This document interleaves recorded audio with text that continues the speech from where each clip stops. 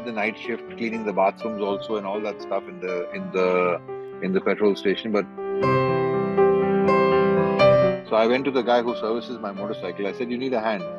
He says, "What do you mean?" I said, "I would like to be an apprentice." He says, "I won't pay you." I said, "That's fine." And then I moved into a corporate world, into a call center for customer sales. Ego was preventing me from putting food on my table. And I had a responsibility towards my family and my kids. Nobody else would come and put food on my table. I had to do that. So I saw my ego, which was my downfall. I think I would have signed some 18 films after that. And I paid back the advances also of some 16 odd films. Because I think 1 or 2 films of mine didn't do well and all the producers got cold feet. What could come out of Minnale 2 if he had done now with Maddie and me? Because a lot of the fans keep asking. Surya and Vijay and all that, I guess it's a bit difficult now to get across to them with a lot of protocols.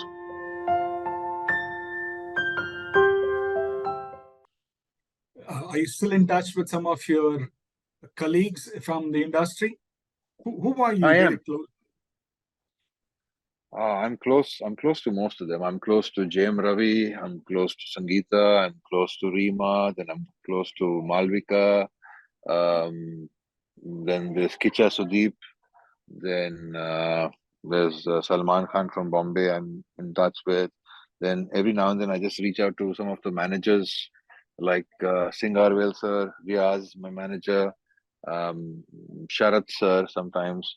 And then who's there? Bharat, Mirchi Shiva,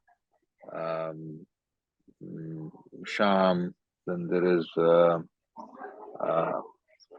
it's Surya and Vijay and all that. I guess it's a bit difficult now to get across to them with a lot of protocols. But yeah, we used to all be in touch. With I think then there's Kushbu is somebody who I regularly chat with and talk to.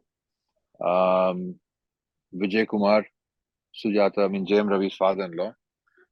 He's like a father to me. So we get along like a house on fire. So there's quite a few people. There's quite a few people. My partner there, Maps, from when I used to do Star Trek in my company, we used to have the celebrity cricket. So Maps was my partner, business partner. So we used to be constantly in touch also. Yeah.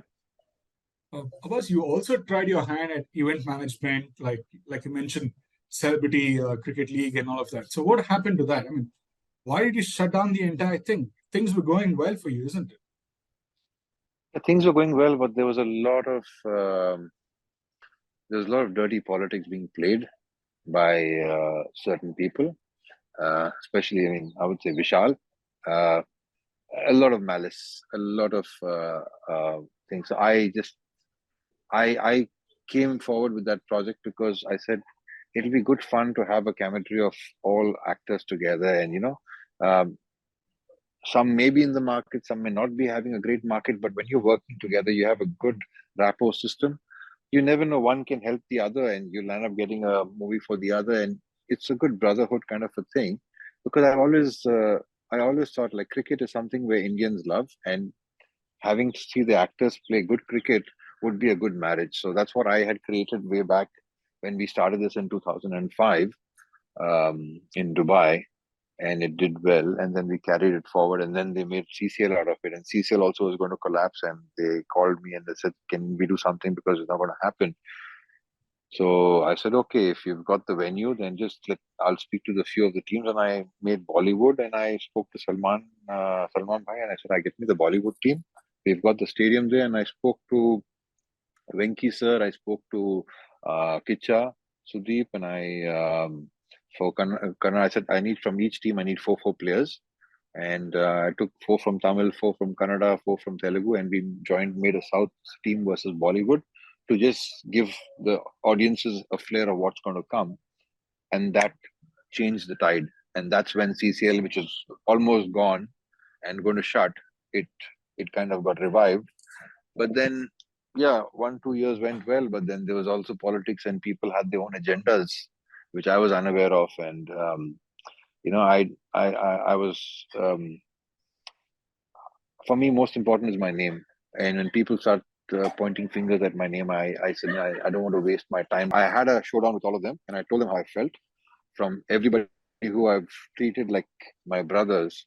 I saw some true colors of people, how they were. So I said, thank you very much, but I don't think I need to waste my time anymore in this. You all carry on and do how you want to do it. I'm out of this. So I walked away. Yeah. But I will do. If I have to do it, I'll do it out here, or I'll come back and do it somewhere else. But I'll do it with a handful of people, and I'll do it with more ethical people, to say so, not who are power hungry and insecure. I won't dig deeper into what really happened there. Moving on, Abbas, you've seen the highest of highs and the lowest of lows in the industry. Now, what would be your piece of advice for somebody who's entering the film industry, or somebody who's just seen the initial success in the film industry? What would you tell him today? What would you tell your younger self today? I would tell them to be careful of the entourage that piles on to you. Who are just like pylons. When you then they see success, and suddenly when you have one flop, they vanish. So keep your friends, your actual friends, close, not the new friends you've suddenly made. You know. So what the friends you've got back from school, or your childhood friends, or whoever your close friends are, keep them close, because they'll keep you grounded. Is my 2 cents. Cinema industry is not a bad place. Every industry has certain black sheep, but that doesn't mean you generalize everybody as a, oh, cinema is bad. That's not bad. It's a beautiful place. I've learned so much. I've learned life skills to survive. So it's just that few handful of people. So you just got to be mindful of that. That's about it. Uh, we hope that you come and you make a comeback in the industry and start your second innings here. But then, having said that, would you ever like to come down to India, Chennai, or maybe sit there and write a book about what really happened, how your career took off, and what really happened? Would you ever like to talk about it in length and talk about the different chapters in your life?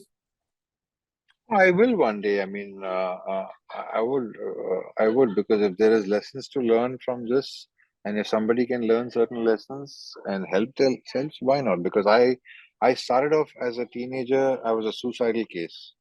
I didn't think I would last one day after my 10th standard exams, because I failed, and I thought my mom's gonna beat the crap out of me, and my girlfriend dumped me, and all kinds of things happened, and I wanted to kill myself in front of a truck, and today I'm still standing because it was a motorcycle behind a truck that I stopped me from jumping in front of a truck. Because in my head, in my worst moment, I said, "Oh, I can jump in front of a truck on a motorway. The truck will run over me, nothing will happen to it. But what wrong has the motorcycle done with the pillion rider out there? For no mistake of theirs, they'll get injured."